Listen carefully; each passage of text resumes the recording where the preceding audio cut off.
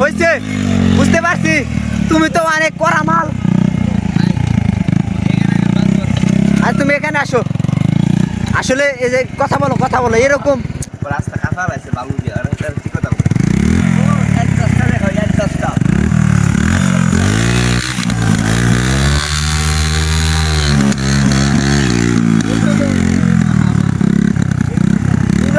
পুরা আগুন গাইস।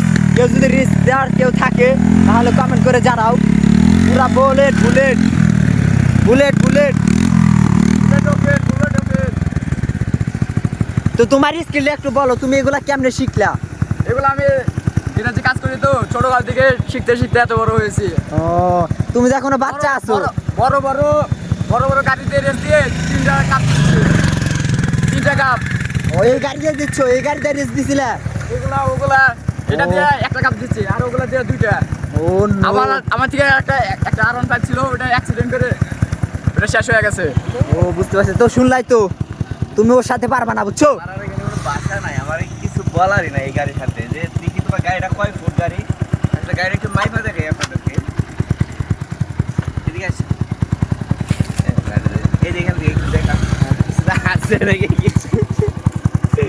এই যে এক হাত, হ্যাঁ এই 2 হাত গাড়ি নিয়ে ভাই কেমনে পারবো এত ছোট গাড়ি দিয়ে এত টপ স্পিড ভাই?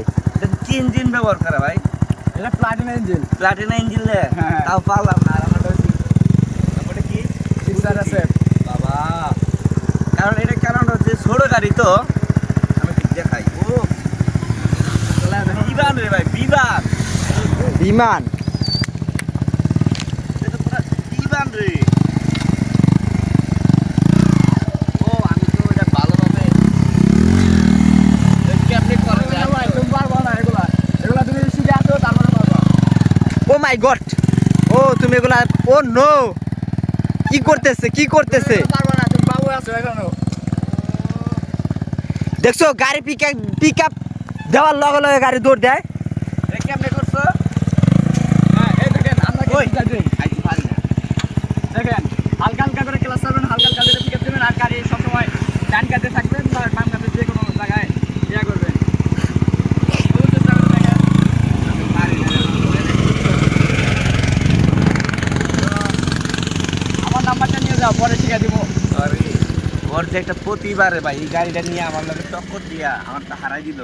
আমি তো 1000 টাকা ভাই। ভাই 1000 টাকাটা বড় কথা না, চলো তোমার আমি একটা চা খাওয়ামো, তোমার লগে অনেক ভালো লাগছে। তোমার বাসা কোথায়? আমার বাসা লেমনচুরি। এই লেমনচুরি খাগড়াছড়ি জেলাতে না? আমরা হ্যাঁ। তখন খাগড়াছড়ি জেলায় আছি। আপনার বাসাও খাগড়াছড়ি জেলায়?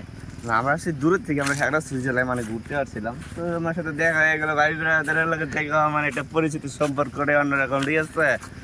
সাজেকে যাওয়া যাবে? হ্যাঁ, সাজেকে এই সোজা বলুন না। আমরা কালকে সাজেক যাব। কালকে আমরা সাজেক যাব তো। এখান দিয়ে সোজা কয় কিলো, 50 কিলো মতো আচ্ছা হবে। ঠিক আছে। তো গাইস সবাই ভালো থাকবেন, সুস্থ থাকবেন, ঠিক আছে?